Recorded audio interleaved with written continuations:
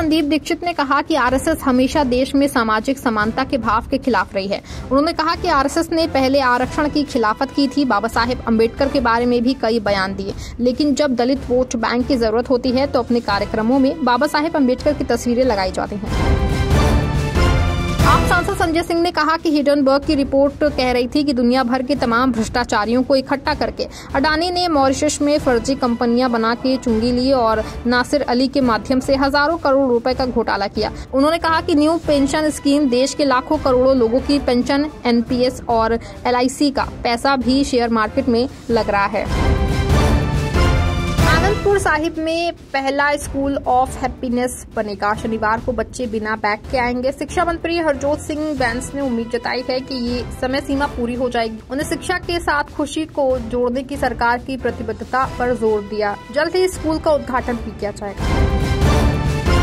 लोकसभा में पेश किए गए वक्फ बोर्ड बिल पर आपत्ति के बाद ज्वाइंट पार्लियामेंट कमेटी को भेजने तय किया गया है। इसे लेकर समाजवादी पार्टी के एसटी हसन ने अपनी प्रतिक्रिया व्यक्त की है। इसके साथ ही उन्होंने बांग्लादेश की मौजूदा राजनीतिक परिस्थितियां पर अपने विचार व्यक्त किए हैं।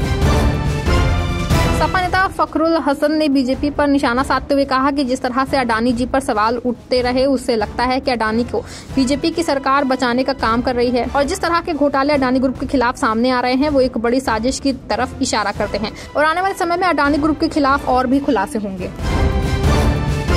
बीजेपी के राष्ट्रीय महासचिव तरुण चुग ने कहा कि पंजाब में आम आदमी पार्टी की सरकार बनने के बाद विकास रुक गया है। उन्होंने कहा कि पंजाब में किसी भी क्षेत्र में विकास नहीं हो रहा है, साथ ही जो योजनाएं केंद्र सरकार की हैं उनका भी सही से क्रियान्वयन नहीं होना दिया जा रहा है। उन्होंने कहा कि NHAI द्वारा दिए जा रहे कामों में भी सरकार द्वारा रुकावट पैदा की जा रही है।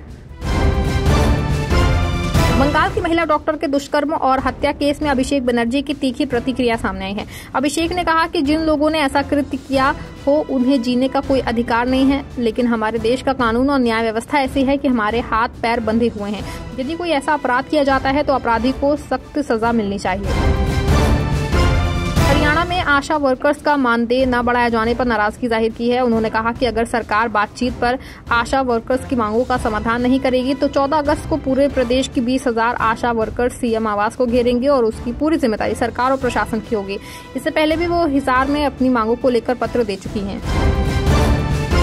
झारखंड के मुख्यमंत्री हेमंत सोरेन ने राज्य के कलाकारों के लिए बड़ा ऐलान किया है। सीएम सोरेन ने कहा कि झारखंड के कलाकारों के लिए राज्य सरकार एक विशेष पॉलिसी को लागू करेगी। इस पॉलिसी से झारखंड के कलाकारों के आर्थिक समस्या उत्पन्न नहीं होगी और साथ ही वे अपनी कला संस्कृति को समृद्ध भी कर पाएंगे।